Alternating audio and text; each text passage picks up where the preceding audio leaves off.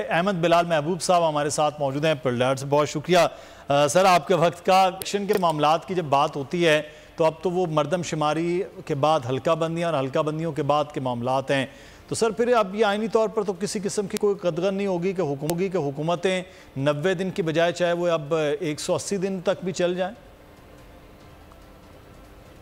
बहुत शुक्रिया। देखिए, मेरा ख्याल पहला तो यह है कि ये बात बिल्कुल एक गिवन नहीं है, यानी ये तयशुदा बात नहीं है कि इलेक्शन में पोस्टपोन होना है, क्योंकि ये आइन के अंदर थोड़ी सी मैं समझता हूँ कंफ्यूजन है, यानी क्लियर नहीं है। आर्टिकल 51(5) के अंदर तो सिर्फ इतना कहा गया है कि जब नई मरदमशुमारी हो तो उसके मुताबिक नई आबादी के मुताबिक सूबों का जो शेयर है कौमी असम्बली की सीट्स में उसको रिवाइज कर दिया जाए उसके मुताबिक।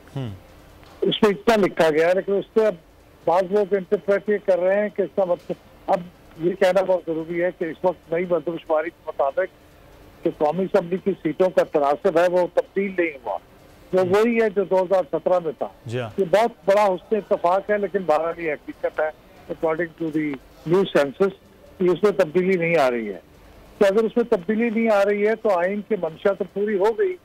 अब ये नीचे जो हल्का बंदियां हैं उनको तब्दील करना, जिलों की सतह पे जाके करना, ये आइन में नहीं लिखा हुआ, ये इंटरप्रिटेशन है और हो सकता है कि सुप्रीम कोर्ट इस इंटरप्रिटेशन से एग्री ना करे, और अगर वो एग्री ना करे तो फिर वो आइन का आर्टिकल 224 है जो कहता है कि 90 डेज में इलेक्शन होगा, वही बाइंडिंग होगा और वो इलेक्शन 90 दिन में ही होंगे।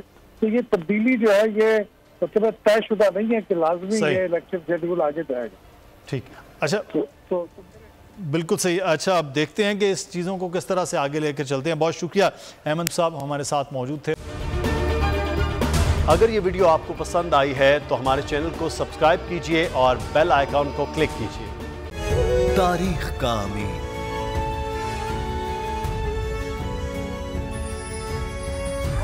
आजादी की अलामत,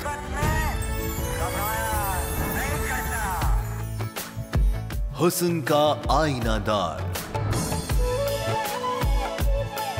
फिक्रो नजरिए की अक्कास,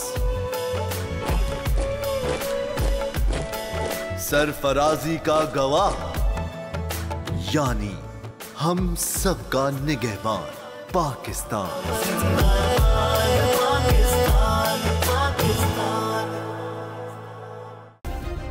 सब्सक्राइब करें और बेल दबाएं ताकि कोई खबर रह न जाए।